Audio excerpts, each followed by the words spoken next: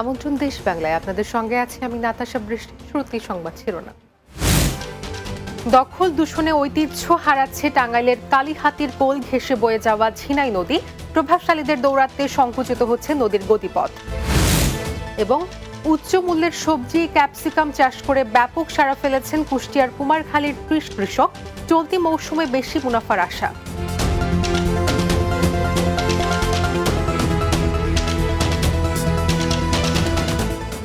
শুনছিলেন শিরোনাম, এবার বিস্তারিত।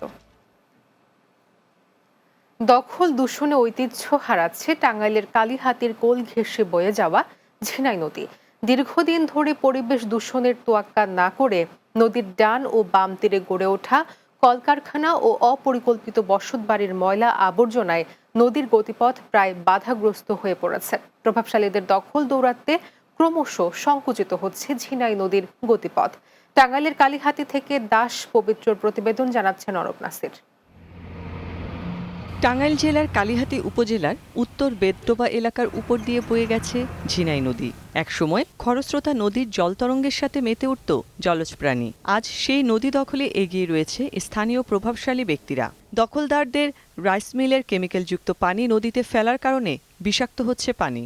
এছাড়া নদীর দুই পাশ দখল করে নিয়েছে অবৈধ দখলদাররা। পানি দূষিত হওয়ার কারণে নদীর মাছ মরে ভেসে উঠছে। নদীটা মনে করুন মাছ মুছ সব গেছে, নদী বরট করে হালাইতেছে, গোসল করান যায় না, নানা সমস্যা। এই নদীতে আগে অনেক মাছ ছিল, এই ডায়ার মিলের জন্য নদীতে মাছ থাকে না, পানি নষ্ট হয়ে যায়। নদীতে আমরা জাটা জুটা ফেলাই, মাছ থাকে না, পানি নষ্ট হয়ে সব মাছ মইরা ভাসে ওঠে। মিল মালিকরা তাদের যুক্তির কথা তুলে ধরেন, বলেন নদীর পাশে কিন্তু নদীর জায়গা নয়। যে সরকারি কর্মকর্তারা এসএলএন অফিস থেকে আইসা আমাদের তদন্ত করে আমাদের জায়গাটা মাপ দিয়া এটা সঠিকভাবে তারা দেখতে পারে এবং বুঝতে পারে, যাতে আমরা এটা সঠিক জায়গায় আছি কিনা বেঠিক জায়গায় আছি। এই সমস্ত শিল্প কলকারখানাগুলো এগুলো নদীর ধারেই হয়। নদীর ধারে হইলে একটু পরিবেশ দূষণ বা শব্দ অনেকটাই কমে যায়। কেউ যদি নদী দখল করে মিল করে থাকে তার বিরুদ্ধে আইনগত ব্যবস্থা নেওয়া হবে বলে জানান উপজেলা নির্বাহী কর্মকর্তা। অভিযোগ পেয়েছি এবং আমি পরিবেশ অধিদপ্তরের উপপরিচালক মহোদয়ের সাথে কথা বলেছি। আশা করি দ্রুতই এ বিষয়ে আমরা অভিযান করব এবং লোকজনকে সচেতন করার জন্য সকল প্রয়োজনীয় পদক্ষেপ গ্রহণ করব। Desk report, Bangla TV. কুমিল্লায় মাদকের বিরুদ্ধে শিক্ষার্থীদের মাঝে সচেতনতা সৃষ্টির লক্ষ্যে মাদক বিরোধী বিতর্ক প্রতিযোগিতা ও সেমিনার অনুষ্ঠিত হয়েছে। নগরীর কুমিল্লা রেসিডেন্সিয়াল কলেজ মিলনায়তনে এই সেমিনারের আয়োজন করা হয়। এতে প্রধান অতিথি ছিলেন মাদকদ্রব্য নিয়ন্ত্রণ অধিদপ্তর জেলা কার্যালয় কুমিল্লার উপপরিচালক চৌধুরী ইমরুল হাসান। সভাপতিত্ব করেন কুমিল্লা রেসিডেন্সিয়াল কলেজের অধ্যক্ষ মোহাম্মদ আব্দুল হান্নান। বিশেষ অতিথি হিসেবে উপস্থিত ছিলেন ক্রীড়া ও সাংস্কৃতিক ব্যক্তিত্ব বদরুল হুদা জেনু। এছাড়াও শিক্ষার্থীদের মাঝে মাদকের ক্ষতিকর দিক লেখা সম্বলিত জ্যামিতি বক্স, স্কেল, খাতা ও কলম বিতরণ করা হয়। লক্ষ্মীপুরের রায়পুরে অমর 21শে ফেব্রুয়ারি যথাযোগ্য মর্যাদায় উদযাপনের লক্ষ্যে প্রস্তুতি সভা অনুষ্ঠিত হয়েছে। উপজেলা পরিষদের সম্মেলন কক্ষে এই প্রস্তুতি সভা অনুষ্ঠিত হয়। উপজেলা নির্বাহী কর্মকর্তা মোহাম্মদ ইমরান খানের সভাপতিত্বে এতে উপজেলা সহকারী কমিশনার শাহেদ আরমান, থানার অফিসার ইনচার্জ নিজামুদ্দিন ভুইয়া, উপজেলা স্বাস্থ্য কমপ্লেক্সের আবাসিক মেডিকেল অফিসার মামুনুর রশিদ পলাশ, উপজেলা মাধ্যমিক একাডেমি সুপারভাইজার মাইন উদ্দিন, উপজেলা বিএনপির সদস্য সচিব শফিকুর রহমান ভুইয়া, উপজেলা জামাতের আমির নাজমুল আলম ও রায়পুর প্রেস ক্লাবের সাধারণ সম্পাদক MR সুমন সহ অন্যরা উপস্থিত ছিলেন। কৃষি কর্মকর্তাদের পরামর্শে উচ্চ মূল্যের সবজি ক্যাপসিকাম চাষ করে ব্যাপক সাড়া ফেলেছেন কুষ্টিয়ার কুমারখালী উপজেলার চাঁদপুর ইউনিয়নের নানা বয়সী অন্তত 30 জন কৃষক। আবহাওয়া অনুকূলে থাকলে চলতি মৌসুমে অধিক মুনাফার আশা করছেন কৃষকরা। কুষ্টিয়ার কুমারখালী খোকসা প্রতিনিধি এমএ উল্লাসের প্রতিবেদন, জানাচ্ছেন সুরাইয়া সীমা। চলতি মৌসুমে কুষ্টিয়ার কুমারখালী উপজেলার নিয়ামতবাড়িয়া গ্রামের মাঠপাড়া এলাকায় প্রায় 10 বিঘা জমিতে ইন্দ্রা গোল্ড জাতের বিদেশি ক্যাপসিকাম চাষ করেছেন কৃষকরা। সম্প্রতি 200 টাকা দরে 2000 কেজি ক্যাপসিকাম প্রায় 3 লাখ টাকায় বিক্রি করেছেন তারা। আবহাওয়া অনুকূলে থাকলে চলতি মৌসুমে খরচ বাদে প্রায় 14 লক্ষাধিক টাকা মুনাফা সম্ভব বলে জানিয়েছেন কৃষকরা। এই বছর 30 জন আমরা সদস্য মিলে এখানে বড় আকারের একটা প্রজেক্ট করেছে। প্রতিদিনই আমরা ক্যাপসিকাম উঠাচ্ছি। মোটামুটি সবারই এখন ভালো লাগে। অপরদিকে ভালো ফলন এবং লাভজনক চাষ হয় ক্যাপসিকামে স্বপ্ন বুনছেন অন্য কৃষকরাও। আশা করছি যে আমিও সামনে আপাতত 1 একর মতো করবো, এরকম একটা প্ল্যান করছি আর কি। সবাই লোক আসতেছে, দেখছে, দেখে খুবই ভালো লাগছে। উচ্চ মূল্যের সবজি ও ফসল চাষাবাদে যশোর টেকসই কৃষি সম্প্রসারণ প্রকল্পের আওতায় কৃষকদের পরামর্শ, উপকরণ ও প্রশিক্ষণ দেওয়া হচ্ছে। এখান থেকে উদ্বুদ্ধ হয়ে আমাদের আশেপাশের কৃষক ভাইয়েরা আগামী দিনে এই ক্যাপসিকাম চাষ করবে, আমরা এই আশাবাদ ব্যক্ত করছি। কৃষকদের কিছু পরিমাণে সহায়তা প্রদান করেছি, যার কারণে কৃষকরা গত বছর দাম ভালো পেয়েছিল। এই বছরে প্রায় 200 টাকা কেজি মূল্যে তারা বিক্রি করছে, আমাদের কাছে তথ্য এসেছে। সরকারি প্রণোদনা এবং কৃষি কর্মকর্তাদের সার্বিক সহযোগিতা উচ্চ মূল্যের সবজি ক্যাপসিকাম চাষাবাদের বিস্তার হোক, এমন চাওয়া স্থানীয় কৃষকদের। Desk report, Bangla TV. নরসিংদীতে আনসার ও গ্রাম প্রতিরক্ষা বাহিনীর জেলা সমাবেশ অনুষ্ঠিত হয়েছে। নরসিংদী জেলা শিশু একাডেমি হলরুমে সমাবেশ অনুষ্ঠিত হয়। বাহিনীর জেলা কমান্ড্যান্ট মোর্শেদা খানমের সভাপতিত্বে এতে প্রধান অতিথি ছিলেন আনসার ও গ্রাম প্রতিরক্ষা বাহিনীর ঢাকা রেঞ্জের উপমহাপরিচালক মোহাম্মদ আশরাফুল আলম।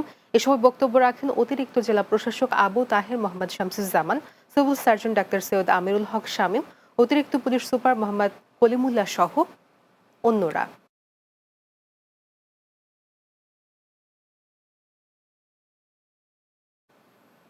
দেশ বাংলা নিচ্ছি বিরতি, ফিরে আসার পর অন্যান্য সংবাদের সঙ্গে আরো যা থাকছে। চাঁপাইনবাবগঞ্জে একটি নিম গাছ থেকে বের হচ্ছে খেজুরের রসের মতো মিষ্টি রস। চিকিৎসকরা বলছেন এই রস পান করা স্বাস্থ্যসম্মত নয়।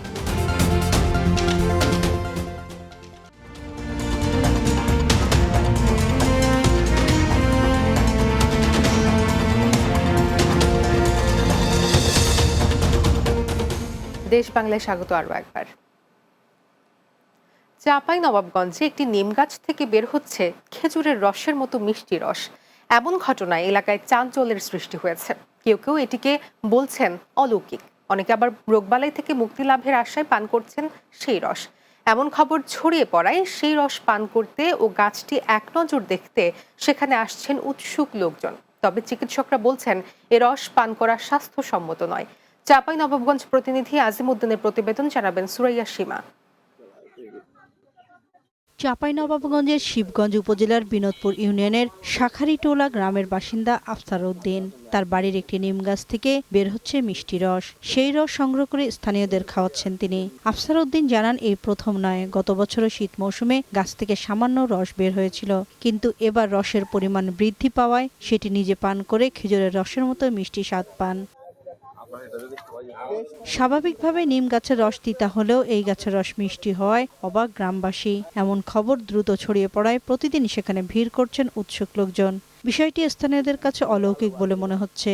কেউ কেউ মনে করছেন এই গাছের রস খেলেই বিভিন্ন রোগ থেকে মিলবে মুক্তি। আমিও খাইছি, মানুষও এখনো খাইলো। এই নিম গাছের ভাইরাস বা ব্যাকটেরিয়ার জন্য পচনের কারণেই এই রসটা বের হচ্ছে। খেয়ে দেখেছি রসটা খেতে মিষ্টি এবং একটু তিতালো ভাব। হয়তো অসুখ থেকে রক্ষা পাবো, এই কারণে হয়তো তারা এই তারিগুলো খাচ্ছে। বিভিন্ন জায়গা থেকে সকাল থেকে সন্ধ্যা পর্যন্ত এই তারিখ খাওয়ার জন্য মানুষ আসছে। এদিকে 250,000 জেলা হাসপাতালের আবাসিক মেডিকেল অফিসার জানান, নিম গাছ ঔষধি গাছ হলেও তার থেকে যে রস বের হচ্ছে এটার কোনো উপকারিতা নেই, বরং এ রস পান করা স্বাস্থ্যসম্মত নয়। মানুষ যেহেতু একটা ভুলভাবে না জেনে একটা রস পান করছে, এটার একটা বড় ধরনের স্বাস্থ্য ঝুঁকির ওই এলাকায় আছে। এই জন্য আমরা বলবো দ্রুত প্রশাসনিক একটা ব্যবস্থা নিয়ে ওই জায়গার যে নিরাপত্তা নিশ্চিত করে, কেন মানুষ এটা খেতে পারে না। Desk report, Bangla TV. তারুণ্যের উৎসব উপলক্ষে চাঁপাইনবাবগঞ্জ সরকারি মহিলা কলেজ ক্যাম্পাসে অনুষ্ঠিত হয়ে গেল দিনব্যাপী পিঠা মেলা। সোমবার দিনব্যাপী ব্যতিক্রমী এই আয়োজন করে কলেজ কর্তৃপক্ষ।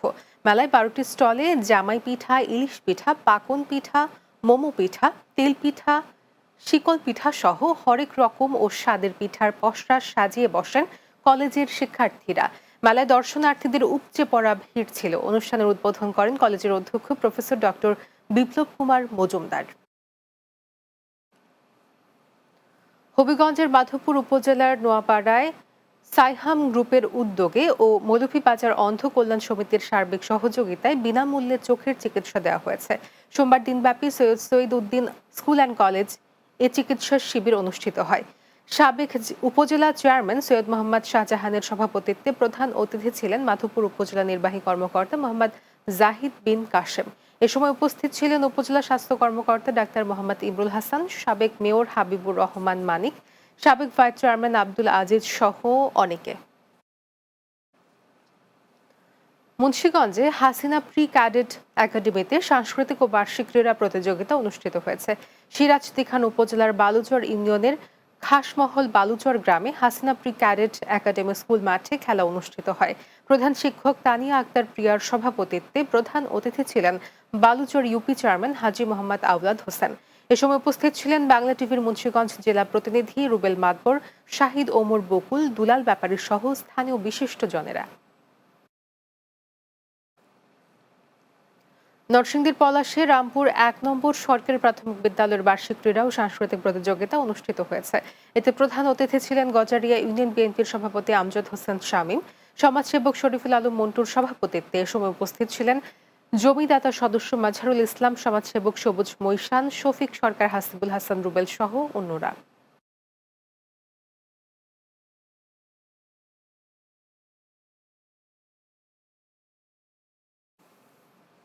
শেষ করব দেশ বাংলা, যাওয়ার আগে শিরোনামগুলো জানিয়ে দিচ্ছি আরো একবার। দখল দূষণে ঐতিহ্য হারাচ্ছে টাঙ্গাইলের কালীহাতির কোল ঘেঁষে বয়ে যাওয়া ঝিনাই নদী। প্রভাবশালীদের দৌরাত্ম্যে সংকুচিত হচ্ছে নদীর গতিপথ। উচ্চমূল্যের সবজি ক্যাপসিকাম চাষ করে ব্যাপক সাড়া ফেলেছেন কুষ্টিয়ার কুমারখালীর ৩০ কৃষক। চলতি মৌসুমে বেশি মুনাফার আশা। এবং চাঁপাইনবাবগঞ্জে একটি নিম গাছ থেকে বের হচ্ছে খেজুরের রসের মতো মিষ্টি রস। চিকিৎসকরা বলছেন এই রস পান করা স্বাস্থ্যসম্মত নয়।